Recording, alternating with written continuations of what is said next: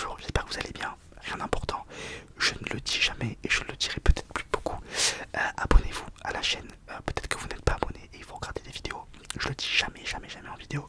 J'en profite, c'est pas la vidéo la plus vue de la chaîne, mais bon, j'y pense. Donc voilà, je vous laisse regarder la vidéo. Gros bisous. Bonjour à tous, j'espère que vous allez bien. Je reprends cette série 9 mois après le début de cette dernière. La série, du moins les courts épisodes de lecture chuchotée de La gloire de mon père de Marcel Pagnol. Je suis très content de reprendre cette vidéo. En fait, j'avais arrêté parce que.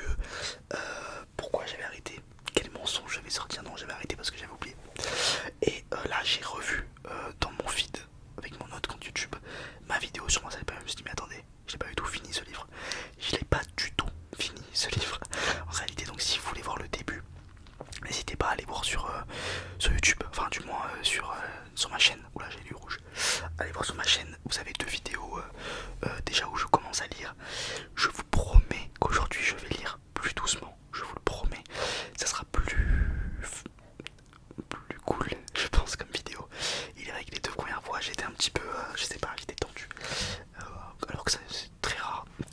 Donc aujourd'hui, La gloire de mon père. Donc dans ce livre là, on n'a pas beaucoup avancé, mais en réalité il y a 2 livres. Je crois qu'à partir, voilà, à partir de là, on est sur le château de ma mère, ou même avant. Donc voilà, on verra si on le finit sur la chaîne. En tout cas, c'est mon livre et mon film préféré français. Mon film français préféré, mon livre préféré tout court, parce que je ne lis pas je lis pas beaucoup. Et je ne lis pas de livres autres que des livres français. Bref, je vais essayer de faire ça bien, je vous le promets. Je vais essayer de mettre le micro comme il faut. Je vais essayer d'être patient. Donc on a été fini. Je vous laisse regarder les autres vidéos. Je vais pas relire tout le livre, sinon on repart à zéro. Donc on est page 31 pour ceux qui veulent suivre. Oula, qu'est-ce qui vient de passer dans la caméra? D'Aubagne, nous passâmes à Saint-Loup, qui était un gros village dans la banlieue de Marseille. En face de l'école, il y avait l'abattoir municipal. Ce n'était qu'une sorte de hangar où 2 bouchées immenses opéraient, toutes portes ouvertes. Pendant que ma mère faisait son petit ménage, je grimpais sur une chaise devant la fenêtre de la salle à manger et je regardais l'assassinat des bœufs et des porcs avec le plus vif intérêt. Je crois que l'homme est naturellement cruel. Les enfants et les sauvages en font la preuve chaque jour. Lorsque le malheureux bœuf recevait le coup de merlin entre ses cornes et tombait sur les genoux, j'admirais simplement la force du boucher et la victoire de l'homme sur la bête. La mise à mort des porcs me faisait rire aux larmes parce qu'on les tirait par les oreilles et qu'ils poussaient des cris stridents. Mais le spectacle le plus intéressant, c'était l'assassinat du mouton. Le boucher lui tranchait élégamment le gosier tout en continuant une conversation avec son assistant et sans accorder la moindre attention à ce qu'il faisait. Quand il en avait égorgé 3 ou 4, il plaçait les cadavres, les pattes en l'air, sur des sortes de berceaux. Puis, avec un soufflet, il les gonflait prodigieusement pour décoller la peau de la chair. Je croyais qu'il essayait d'en faire des ballons et j'espérais les voir s'envoler. Mais ma mère, qui survenait toujours au meilleur moment, me faisait descendre de mon observatoire tout en coupant des cubes de viande pour le pot-au-feu familial. Elle me tenait des propos incompréhensibles sur la douceur du pauvre bœuf, de la gentillesse du petit mouton frisé et la méchanceté de ce boucher. Lorsqu'elle allait au marché, elle me laissait au passage dans la classe de mon père, qui apprenait à lire à des gamins de 6 ou 7 ans. Je restais assis, bien sage, au premier rang, et j'admirais la toute-puissance paternelle. Il tenait à la main une baguette de bambou. Elle lui servait à montrer les lettres et les mots qu'il écrivait au tableau noir, et quelquefois à frapper sur les doigts d'un cancre inattentif. Un beau matin, ma mère me déposa à ma place et sortit sans mot dire, pendant qu'il écrivait magnifiquement sur le tableau. La maman a puni son petit garçon qui n'était pas sage. Tandis qu'il arrondissait un admirable point final, je criai: non, ce n'est pas vrai. Mon père se retourna soudain, me regarda stupéfait et s'écria: qu'est-ce que tu dis? Maman ne m'a pas puni, tu n'as pas bien écrit. Il s'avança vers moi. Qui t'a dit qu'on t'avait puni? C'est écrit. La surprise lui coupa la parole un moment. Voyons, dit-il enfin, est-ce que tu sais lire? Oui, voyons, répétait-il. Je vais faire l'accent marseillais pour les dialogues, c'est plus marrant. Il dirigea la pointe du bambou vers le tableau noir. Eh bien, lis. Je lus la phrase à haute voix. Alors il alla prendre un abécédaire et je lus sans difficulté plusieurs pages. Je crois qu'il eut ce jour-là la plus grande joie, la plus grande fierté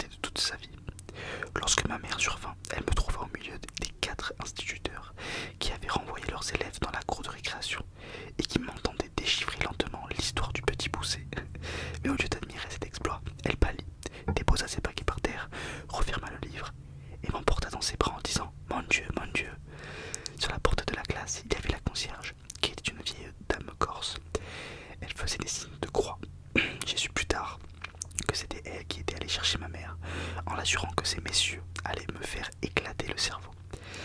À table, mon père affirma qu'il s'agissait de superstitions ridicules, que je n'avais fourni aucun effort, que j'avais appris à lire comme un perroquet apprend à parler, et qu'il ne s'en était même pas aperçu. Ma mère ne fut pas convaincue, et de temps à autre, elle posait sa main fraîche sur mon front et me demandait « Tu n'as pas mal à la tête ?» Non, je n'avais pas mal à la tête, mais jusqu'à l'âge de 6 ans, il ne me fut plus permis d'entrer dans une classe, ni d'ouvrir un livre, par crainte d'une explosion cérébrale. Elle ne fut rassurée que 2 ans plus tard, à la fin de mon premier trimestre scolaire, quand mon institutrice lui déclara que j'étais doué d'une mémoire surprenante, mais que ma maturité d'esprit était celle d'un enfant de berceau. Génial, et cette scène, ce passage est vraiment dans le film, quasiment tout le livre est dans le film en réalité. Mais là c'était vraiment des dialogues qu'il y a dans le film, mot pour mot. Ok, continuons.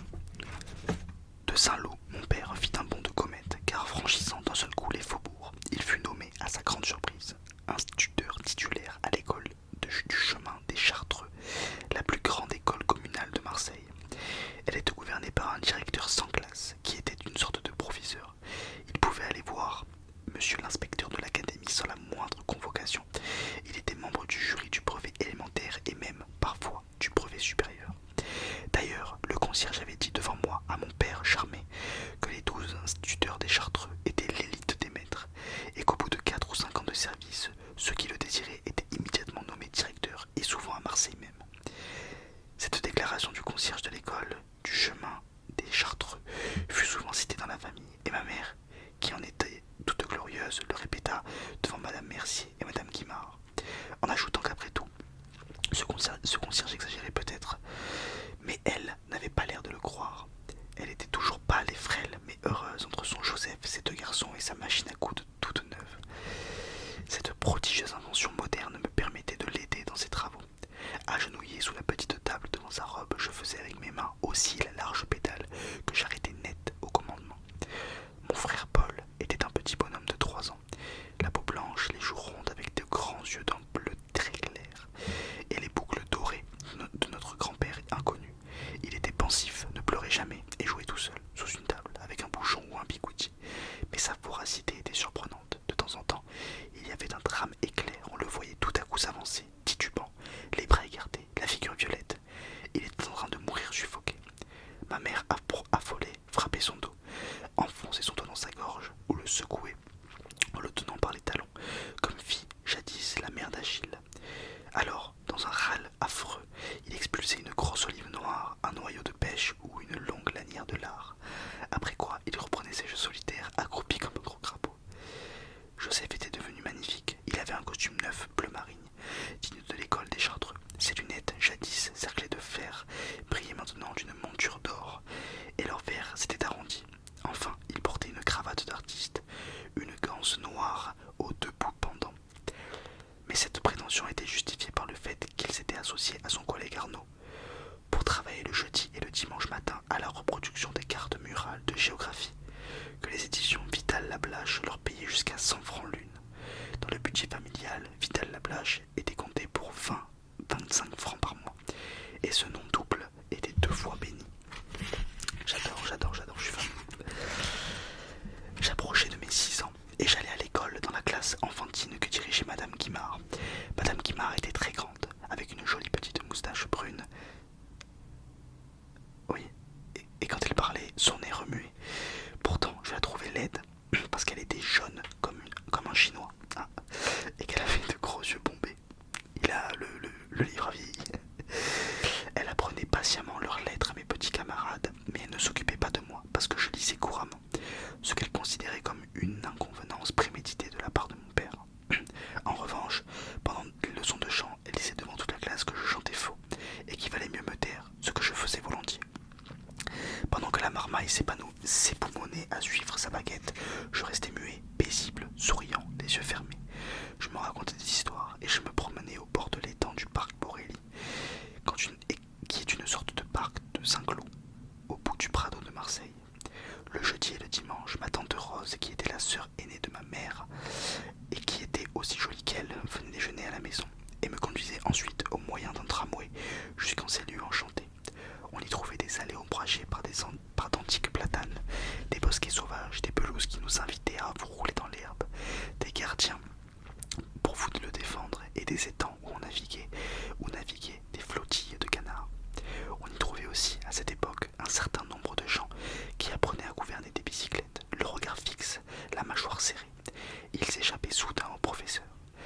traversaient l'allée, disparaissaient dans un fourré et réapparaissaient, leur machine autour du cou. Ce spectacle ne manquait pas d'intérêt et j'en riais aux larmes. Mais ma tante ne me laissait pas longtemps dans cette zone dangereuse. Elle m'entraînait, la tête tournée en arrière, vers un coin tranquille au bord de l'étang.